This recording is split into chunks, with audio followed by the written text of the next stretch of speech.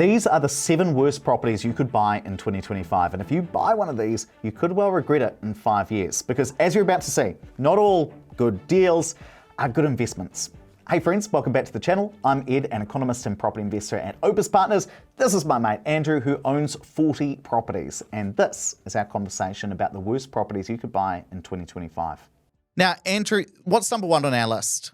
Number 1, and this is something that I've seen so many investors fall into the trap of, is tiny or studio apartments. So they buy these properties that are really, really cheap, but they're also really, really tiny. And as a result, they don't go up anywhere near as quickly as a townhouse or a house because they're more limited. Who the hell wants to buy them? And I think the reason that we wanted to cover this one is because I'm seeing a lot of studio apartments being advertised, particularly from developers as well. It's because they're cheap well, they're relatively cheap. You look at, oh, wow, I could get that studio apartment for $400,000. That's about $150K less than if I was to buy like a 2-bed townhouse or something like that.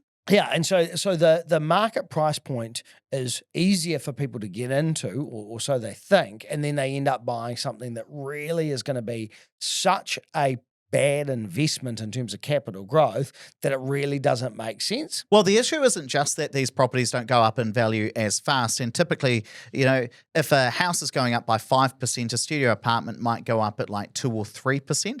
But the other big issue is that often you need a larger deposit for them. And this is the thing a lot of people don't realize. Yeah, if you think about like the amount of equity you need or cash you need to buy one of those type of products, generally speaking, it's about 50%. So let's say you buy a studio apartment, and what's one going to cost these days? $400,000, I think, is a good number to use. And let's say, what sort of deposit would you typically need as a percentage? So I reckon 50. Which means that in terms of the amount of money you've got to spend to purchase one of those, it's got to be like $200,000. But then ultimately, you're only getting a property that is worth $400K. Is that really how much an investor or a first-home buyer is putting down to buy one of these studio apartments? Well, I think if you're a first-home buyer, you probably could get away with a lower deposit in some instances. You know, banks are a lot nicer to first-home buyers, and they try to get them onto the property market. But then you got to remember, when they sell it, then that's probably what a typical person might need for a studio apartment. And then as a result, you've got such a limited pool of people that are going to buy that property. That's why you get such low capital growth. And let's say that property goes up in value by 3% per year over like 15 years. I'm doing this on the fly just in front of you, Andrew. Imagine if I mistype it and then I'll be all terribly embarrassed. After 15 years, maybe that property's worth $623,000, which is a kind of an increase in value of about $223,000. Now, that sounds really, really good until you think of that as an increase on your deposit. So if your property has gone up, or your studio has gone up in value by $223,000, that's 112% of your $200,000 deposit. And, that sounds pretty good until you look at it as some other type of house. Now, how much would a house cost these days? So let's say $650,000. Okay, and you'd need a 20% deposit. Mm-hmm. Let's say if it was a new build and you're an investor or you're a first-home buyer. So first of all, you're putting in $70,000 less as a deposit. Probably going to go up more like 5% a year. And so the return on the deposit that you put in is more like 540% rather than 112%. So you're getting 5 times more return on your money.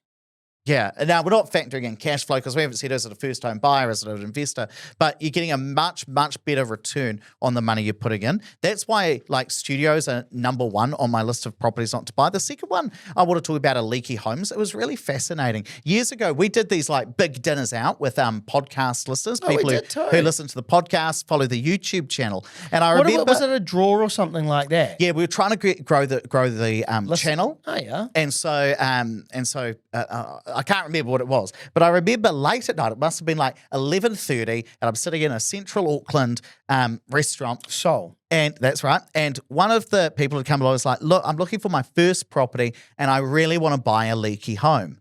And I thought, you are out of your mind. yeah.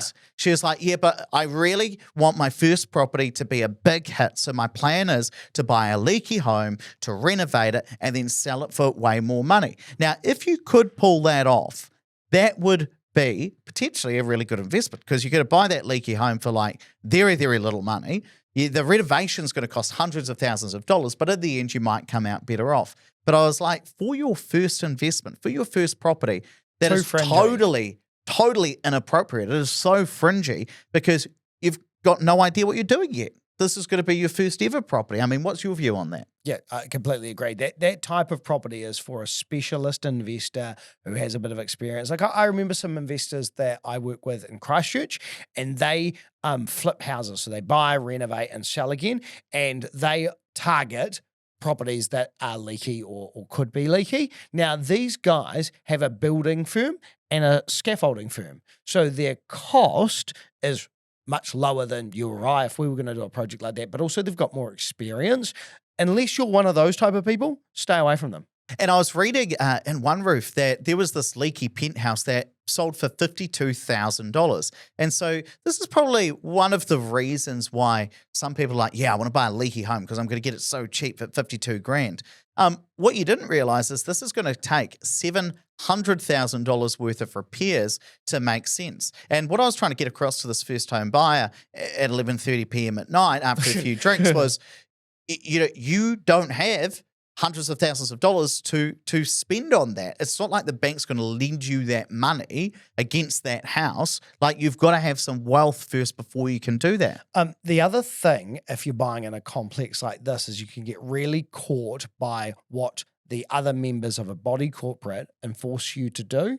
What I mean by that, so for example, there was an investor that came to me basically hoping that I had a magic wand to solve this problem. I didn't, spoiler alert, where they owned a property within a complex in Auckland. It turned out to be a leaky building. As a result, the body corporate said, we need to deal with this because no one can sell their property while it's affected by the issues that they had. And so they were enforcing everyone's provision to repair that property, to remediate those properties, and it was going to cost like about $800,000 a unit. Now, these guys were old and they didn't have $800,000. And so as a result, they were going to have to take out some really fringy lending to be able to make that work, which would have cost them so much in interest because it was going to be compounding because they couldn't afford to pay it. And that would have meant that they weren't going to make any profit anyway. So they were going to go through this whole process, would have had to sell the property at the end, and would have ended up at best breaking even.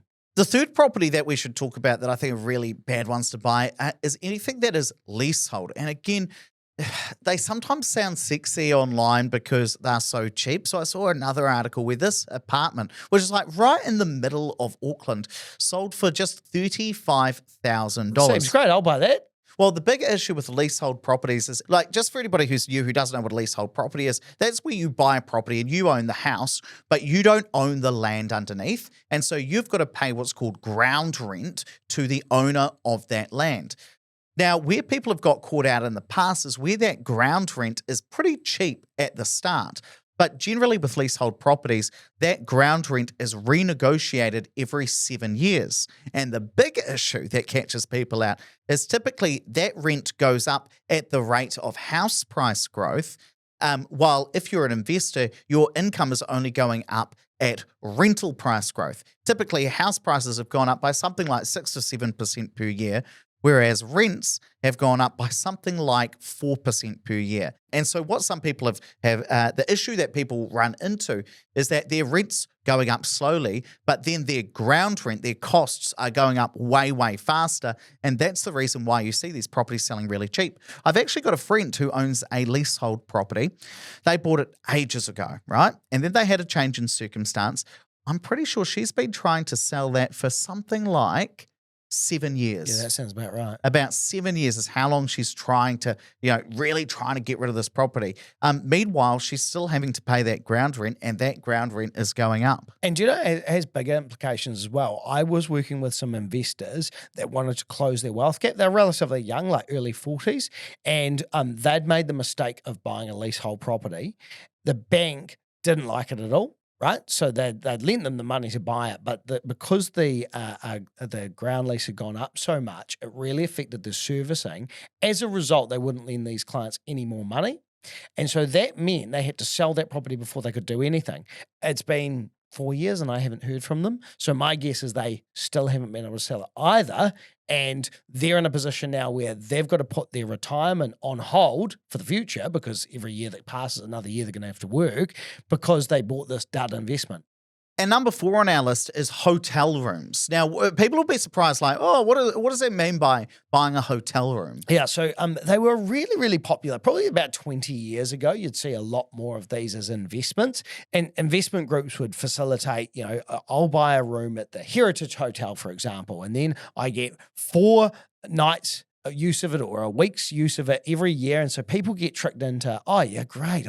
This is something that we'll actually be able to fly to Auckland and we'll stay at the Heritage and that'll be all nice. And then it goes into the hotel pool and they manage the property for me and they'll collect rent. They'll rent out on a nightly basis and I'll get some amount from that. Now, the problem is kind of twofold. Number one is banks hate them as well. So you need to have like heaps and heaps of deposit, probably like 50% at least again.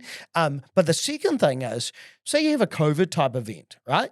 Or the Heritage in Christchurch is a great example, right? They've had such poor occupancy rates that if I own one of those and I've got costs associated with the building because it's in a body corporate and I've got a mortgage on it and they're not getting any clients through the door and they're taking a huge amount off the top, well, all of a sudden, it's an investment that's losing me money and it's probably costing me more than if I just went and rented a room for a week and I'm getting no growth. It's costing me money. It's a dud investment. What's the resale market like for a Horrible. hotel room? So if I would, well, don't just tell me it's horrible. Give me some more detail around Well, that. what would you like? So let's say I go and I buy a hotel unit and you keep talking about the Heritage in Christchurch. And which is a beautiful building, by the way. I can understand why people would be like, oh, that'd be a lovely. Well, you can buy place. Apartments in there, which are outside of the rental pool, or you can buy hotel rooms back in the day. I don't know that they do them anymore. So let's say that I do buy a hotel room, though. How do you sell it? You sell it on the open market. You see them come up every now and then. I don't know that these are selling hotel rooms now, so I probably shouldn't have picked on them. Bully Andrew Nicol. You're what I call a knowledge bully. What I would probably just come up with that now. No, it's because some YouTube comment, it was like, you're a knowledge bully, Ed. I'm like, I'm the nerdiest person ever. I got bullied at school. I ain't no bully. And now, I bully him on the daily to bring him down to earth, people. But you can also get something where you have a fixed lease. So in some instances, these can be the right investments for certain types of people. So say you're retired and you've got 300 grand. And so you've got a relatively small amount of money to invest in property. You don't want to take any debt and you want a consistent income. You don't care about the capital growth. You might buy something like a Safari Group, do a great example, where they'll do a hotel room.